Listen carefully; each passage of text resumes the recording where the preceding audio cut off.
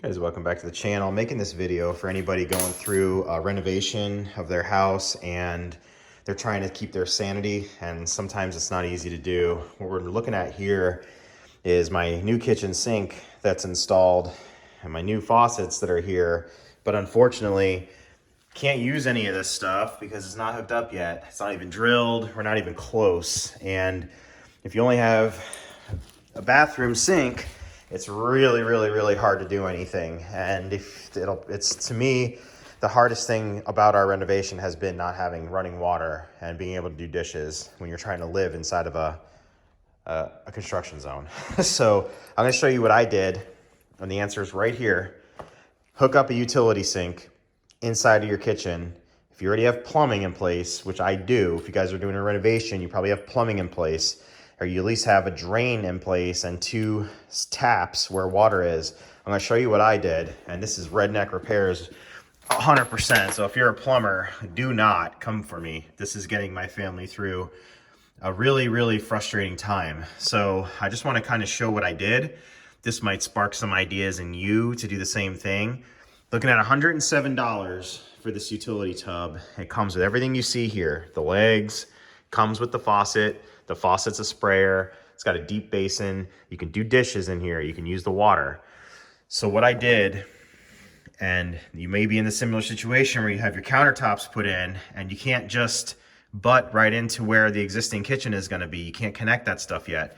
So what I did was I added a T here. I have a Studer vent, and that just basically means that the vent doesn't go through the roof. It's in an island, so it stops right here. So what I did was cut my pipe in half right here. I added this T with a spout on it. I went to Lowe's and I found a threaded end that can go into the T. And then I bought a bunch of this. I'll put the skew on the camera here.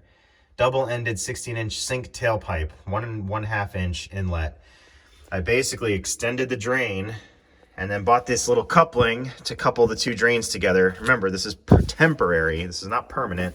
This is just so water can get down the drain. A coupling there goes into the P-trap that comes with the sink. So the sink comes with the P-trap. And then I plumbed it to the bottom of the sink here. Next, and the running water is actually just from a test. It's not really leaking yet. I'm not done yet. So next I purchased a bunch of this extension hose and joined them all together. So here's the skew here, 3/8 OD, 3/8 comp, 16-inch faucet. This is a 16-inch piece, 16-inch piece, 30-inch piece. And that basically gets me past a 2-foot deep cabinet here and a 12-inch overhang here to where I can be plumbed right here. So I'm gonna finish up my connections. I'm gonna turn this on. I'm gonna show you if this idea works. And if it does, this is gonna be the difference between you going crazy trying to do dishes in your bathroom and being able to do dishes in your actual kitchen still, just backwards. So let me finish up my connection and we'll turn the water on. I also wanna show this part while I'm making my connection. These hoses are not all the same at the home improvement store.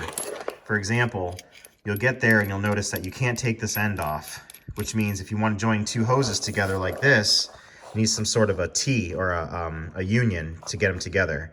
But some of the hoses at the big box stores are threaded and they have a little piece that can come off of them like this.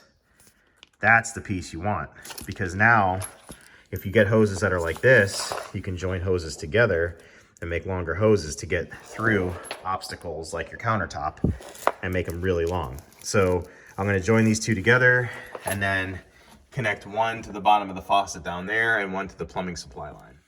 These are the sink tailpipe pieces that we talked about. And the only way, at least the only way I can see in the big box stores, is to get long extension pipes like this for drains for kitchen sinks, is to buy them with the flanges on the end already. And these can be cut off easily with a hacksaw. I got a power bandsaw here. They slice right off and it makes quick work out of getting these ends off, so you can get them into a coupling like that, or if you don't have to go as long as I have, get them into your main T. So I made the final connection here. This is connected here. I got my extension hoses running. We are redneck citied in here, ready to go. I'm gonna go ahead and turn the first water tap on and see if I have any leaks.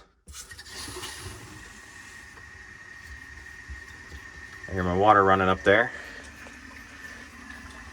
We're flowing. Water's running. We got water flowing. I don't see any leaks. I don't hear any leaks. So that's good news. Let's shut this off. If this video helped you guys, please thumbs up. I know this is not to code. I know this is not right, but it will get you through some really frustrating times if you're going through a kitchen renovation. Never thought I'd be so happy to do dishes. So that looks really good. This extra little water here was from when I tested the water line to make sure it was on.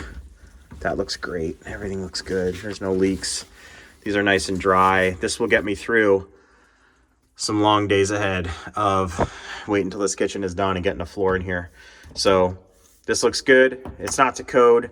The one thing I will note, you want to make sure your pitch coming out of this P-trap, you want to make sure this point is higher than your end point, obviously, so the water can flow back so it doesn't, back up your drain this way.